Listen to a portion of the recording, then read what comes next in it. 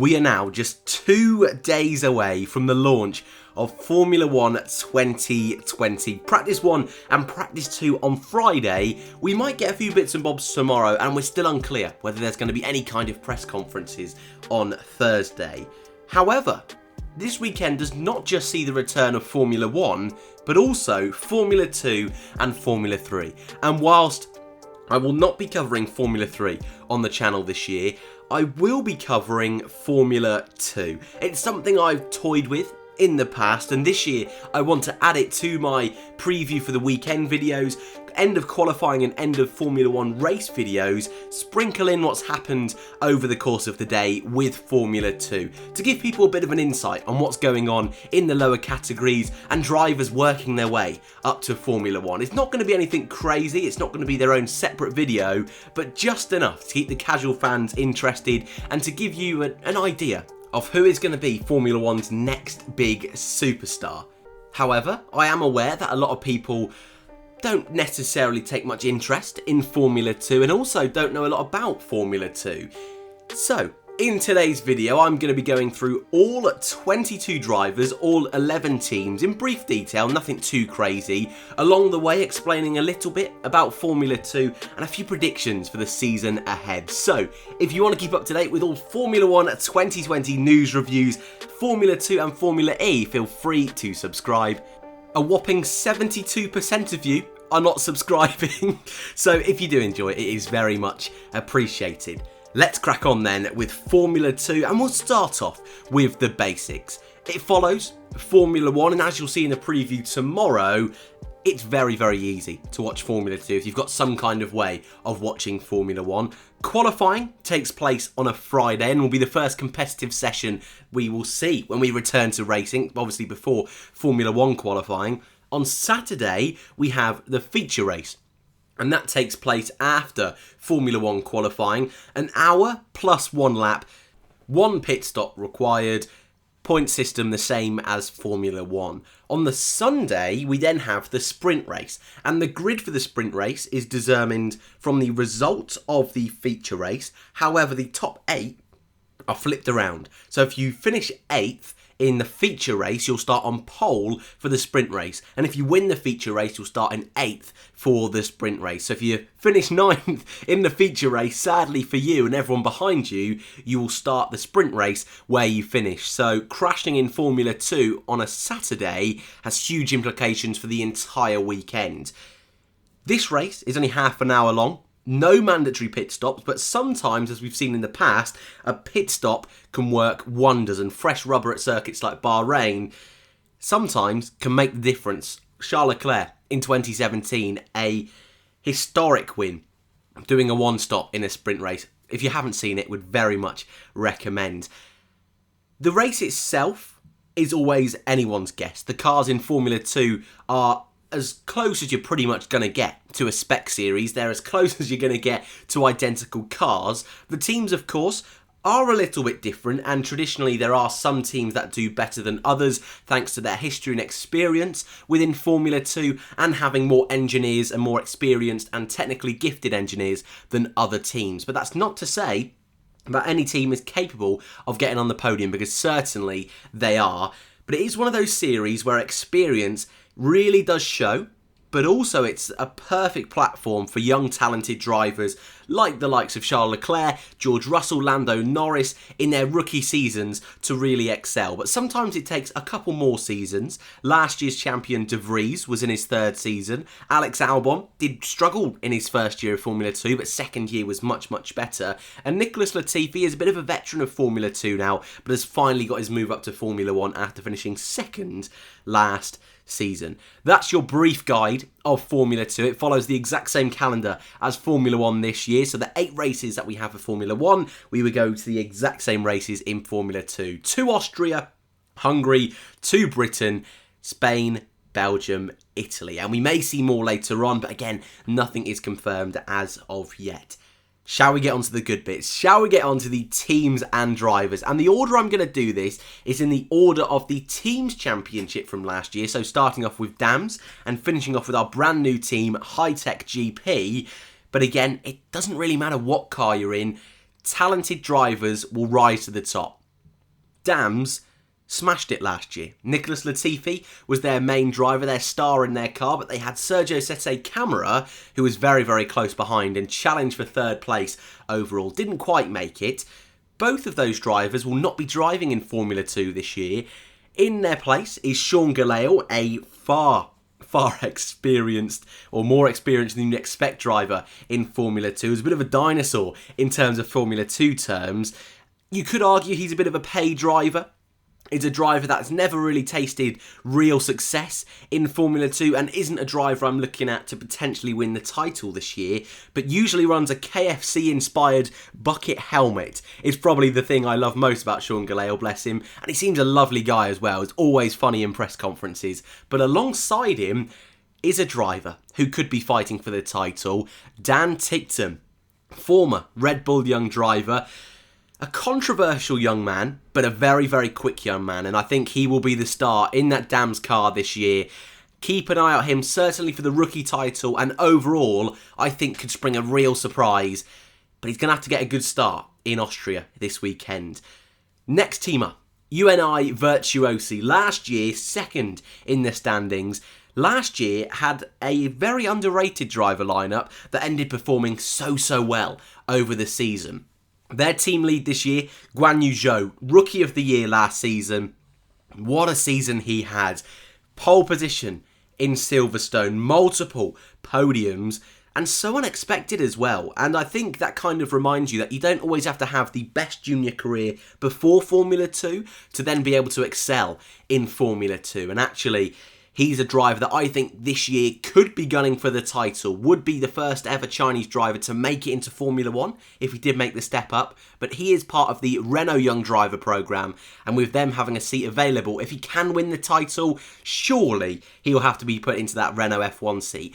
A very, very special talent, I think could be an outside shot for the title, along with his brand new teammate for this year, Callum Ilott. Callum Ilott, the British driver, was part of Charoux's Sauber Junior team for last season, but this year has jumped over to Virtuosi. Virtuosi have a very vast history in Formula 2, formerly known as Russian Time, and this year will go up against the Renault Academy driver of Zhou.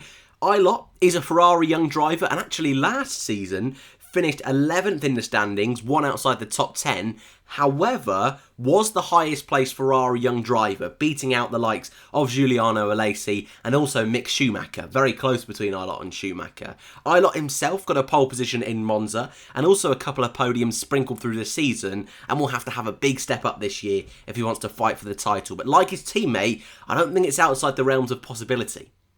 Team number 3, ART.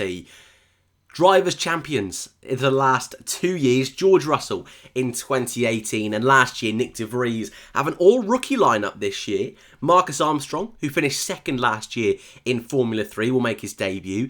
He is a Ferrari young driver, just like a million other drivers in Formula 2 this year. He will want to make a big impression. His teammate, also a rookie, Christian Lundgaard, also was in Formula 3 last year. He finished 6th overall and is another driver part of that Renault Young Driver Academy. So both Virtuosi and ART have one Ferrari young driver, one Renault young driver, and that's going to be an interesting narrative to watch over the season. But in Armstrong and Lundgaard, I think they've got two drivers of the future, two very impressive drivers, and it's all going to be about how they can adapt to that Formula 2 car. But I do think that's a strong lineup heading into the season. And of course, ART are pretty much the masters of Formula 2, so I think they could have a good season. I still think there's better drivers for the title, but I like the look of both of them. Carlin, another team, super historic in Formula 2 and super quick.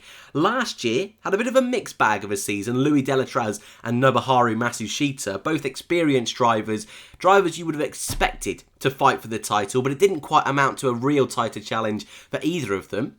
This year, they've got Yuki Tsunoda, Red Bull young driver, Jihan Daruvala, another Red Bull young driver. So this year, Carlin pretty much are a Red Bull young driver team, which is really fun. Tsunoda drove in Formula 2 last year, 9th overall, difficult season, but getting to the latter stages of that year, won a couple of Grand Prix, was really starting to pick up the pace and has hence got his move up to Formula 2. But it's Daruvala, who is the more impressive of the two. Third last year in Formula 3, only behind Armstrong and Robert Schwartzman. Keep an eye out for him. Red Bull have maybe picked up a bit of a diamond in the rough there, and the Indian driver is another one out of that rookie class that I think could do really, really well this year.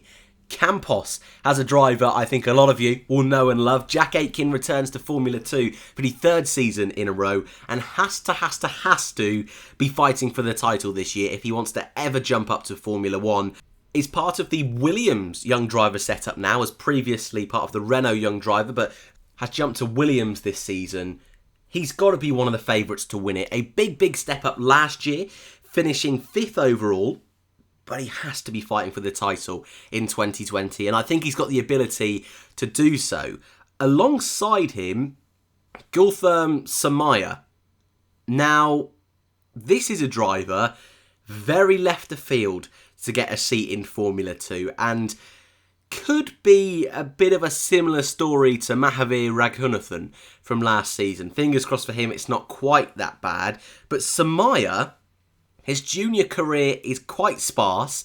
The only thing of note is a Formula 3 Brazil title back in 2017. The last 2 years have been pretty barren. So this is a very risky strategy from Campos. They're a team that will certainly rely on Jack Aitken to pick up results this year, but Samaya could surprise a lot of the Formula 2 paddock. Charouz, formerly known as Charouz Sauber Junior team, Louis Delatraz is their star driver for this season, is another driver like Aitken that really needs to make a title push this year if he wants to ever have a chance of making the likes of Formula 1 or Formula E. But Delatraz last year came close to a few victories, but it never quite came to fruition. I think he's one to watch. Maybe a title is a little bit ahead of him with a lot of youngsters and a lot of really high potential talent coming into the series this year. But I like Louis Delatraz, part of the Haas Formula 1 team setup. So maybe he could, again, just like Aitken, just with that experience, push for the title. And alongside him is another rookie graduating from Formula 3, Pedro Piquet. 5th overall last year in Formula 3 in what was a super competitive season. Not too sure whether he's quite going to be on the levels of Deruvala, Armstrong, Lundgaard and Schwartzman, but he did beat Lundgaard last year. It's all going to depend on how good of a car Charouz can build for him, but he does have experience alongside him in Delatraz, and we saw from Guan Yu Zhou last year, having Giotto as a teammate, how much that experience can help a driver grow, and I think that could play into the hands of Piquet. Looking forward to watching him this year. MP Motorsport. Sadly, no Raghunathan this year. I'm sure a lot of you are going to be upset with that one.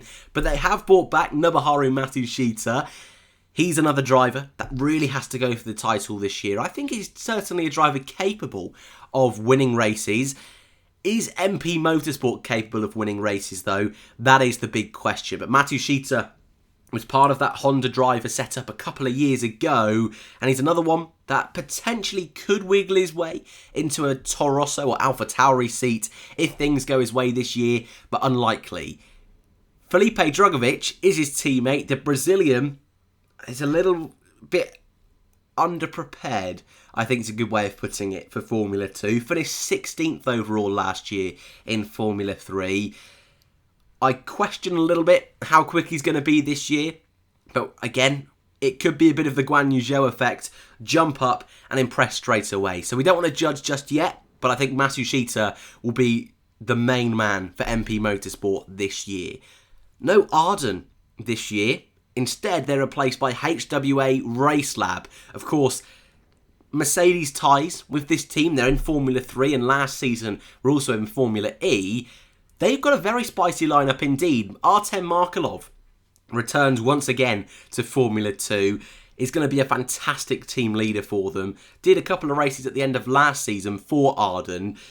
Artem is certainly a driver quick enough for Formula 2. Has so many wins, so many podiums. I'm sure he will add to that tally this year. And with a full season charge, may finally win that title. But I'm not too sure whether this team are going to be a little bit too far down the grid for Markelov to make that push.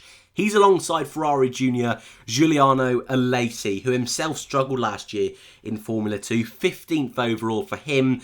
He's going to have a big season, not necessarily win the title, but be much, much closer if he wants to keep that Ferrari Junior partnership going. But the next team, what is basically the Ferrari Formula 2 team, Prema, overall struggled last year with Schumacher and Galeo, finished second last, ninth in the constructors' standings. Schumacher was their star driver, 12th overall, but it wasn't a brilliant year from Mick, but there were a lot of incidents, a lot of unlucky moments. Was fighting for second and first place in the Russian feature race before his car gave up on him, and that would have been a huge swing of points. Galeo hit him in France in the opening lap, and I think Schumacher's a driver who's going to really prove himself this year in Formula 2. Schwartzman, though, his teammate, is going to give him such a good push. Last year's Formula 3 champion, these two fought so hard in 2018 for the title. It was Schumacher that came out on top. Schwartzman stayed an extra year and won the title. Teammates once again at Prema this year. I cannot wait to see this one unravel. And I think both of them could be in for a title hunt this season. Trident, our bottom team from last year, bring back Roy Nissany into the Formula 2 fold after a year out with injury. Roy Nissany, the Israeli driver, is part of that Williams Young Driver Academy. Not too sure whether he's quite on the level to fight for a title in Formula 2. Alongside him, making his full season debut, is Mariano Sato, 21st last year in Formula 2. Didn't do all the rounds, drove for Campos for a little bit of this season, but really struggled to establish himself. But having tested the car now over the winter, back in Bahrain at the beginning of the year, maybe he can surprise people in Trident. And our new team on the grid this year, High Tech GP. Nikita Mazepin is their de facto number 1 driver. He's the number 24 car. The Russian driver struggled with ART last year, but as the season went on, got quicker and quicker. And he's one of those drivers that struggled in the standings last year, 18th overall, near the bottom half. But the season before that in Formula 3 was very quick indeed, and he needs to try and refine that form for 2020 if he wants to give any kind of title push for this season. And returning, a huge shock this was to find out he was returning to Formula 2 this year. Luca Giotto will drive in the second high-tech GP car, the number 25. Wow. I was not expecting him to return. He was so close to the title last year. A few issues later on in the season put that to bed, and De Vries comfortably won it in the end, but close to second overall. He's got to be a driver fighting for the title. And quickly, before we go, I'll just throw in my predictions. Who I think is going to be fighting at the front, who I think is going to win the rookie title. Constructors, that's always going to be a dangerous game with so many drivers coming up from Formula 3 this year. I think we got 7 drivers. Ticktum, Armstrong, Lundgaard, Sonoda, Daruvula, PK, Drugovic, Schwartzman. So 8 drivers coming up from Formula 3.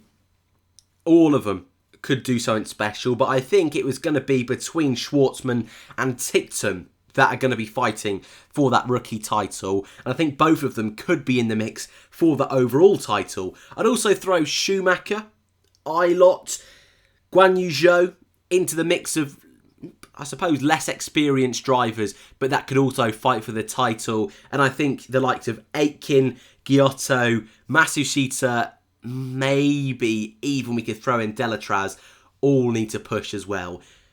I'm going to put myself out on a limb and say world champion in Formula 2 this season will be, I'll go with Guan Yu Zhou. I think he impressed me so much last year. An extra year of experience, I think he'll do well. But any of those drivers I mentioned certainly could be in the mix. But Guan Yu Zhou, the Renault young driver, is my pick. I'd love to know your thoughts in the comment section down below. Who will you be supporting this season? Thank you all for watching. I hope you look forward to tomorrow's preview for the Austrian Grand Prix, sprinkled in a bit of Formula 2 as well. If you are new around here, feel free to subscribe, and if you're part of that 72%, you know what you got to do. That red button is down below. Thank you all very much for watching. Like if you enjoyed, dislike if you didn't, and I hope to see you in the next one.